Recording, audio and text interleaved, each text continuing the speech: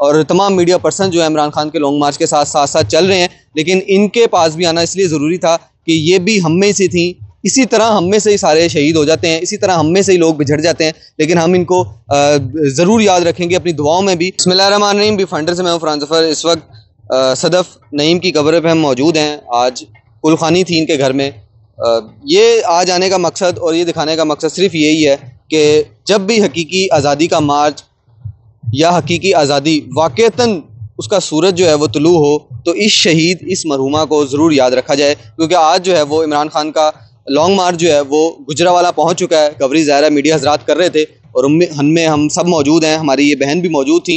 इनकी भी ख्वाहिश थी कि इस्लामाबाद तक मार्च को कवर किया जाए, लेकिन इनको मालूम नहीं था कि रास्ते में ही ये मार्च का हिस्सा नहीं रहेंगी और अपने जाने फ़ानी से कूच कर जाएंगी।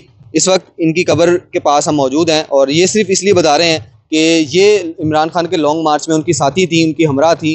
एज अ मीडिया पर्सन उनके साथ साथ उस लॉन्ग मार्च को कवर कर रही थी, लेकिन आज वो लॉन्ग मार्च जो है वो अपनी मंजिल मकसूद की तरफ जो है वो गामजन है। लेकिन ये एक उनका बिछड़ा, आप ये कह लें, पहला शहीद जो है वो इस लॉन्ग मार्च का वो मनो मिट्टी तले जो है वो दफन है और अपने जाने फ़ानी से कूच कर गया है।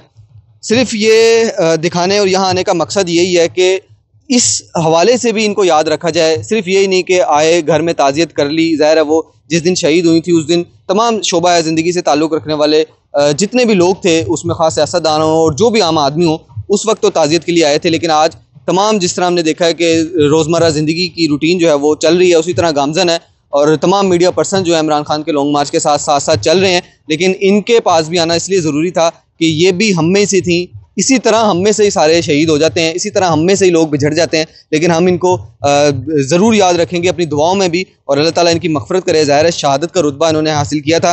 तो लॉन्ग मार्च तो जारी रहेगा। लॉन्ग मार्च पे लोग साथ साथ हैं। लॉन्ग मार्च की कवरेज भी आपको टीवी पे नज़र आ रही होगी, लेकिन इनको भी याद रखना, सदफ़ नईम को, जिनकी बहुत काविशें हैं, जो हकीकी तौर पर मैं समझता हूँ कि इस दाद की मुस्तहिक हैं कि इस लॉन्ग मार्च का सारा क्रेडिट किसी भी हवाले से हो वो इनको देना चाहिए, क्योंकि ये तनहा वन मैन आर्मी की तरह जो है वो जॉब करती थी। जिस तरह हमने आपको इनकी माजी के भी बारे में बताया, इनके पास कोई कैमरामैन मौजूद नहीं होता था, लेकिन आज जो है वो इस शहर खामोशा में अबदी नींद जो है वो सो गई हैं और इनकी कब्र के पास हम मौजूद थे और सिर्फ इसलिए हाजिरी देने के लिए आए थे कि इनको हमने भूलना नहीं है, इनको हमने याद रखना है। इनकी कुर्बानी बहुत बड़ी है।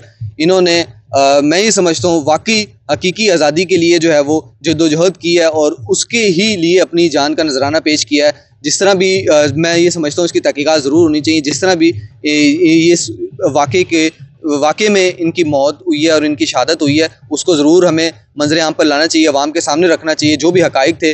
और बातें ये की जाती हैं कि जो जितने भी मामलात हैं उनको शफाफ तहकीकात की जाएंगी, जुडिशल कमीशन बनाया जाएगा, लेकिन वो कागज़ों की हद तक ही महदूद रह जाता है और कभी भी हक़ाइक़ जो हैं वो अवाम के सामने नहीं आते।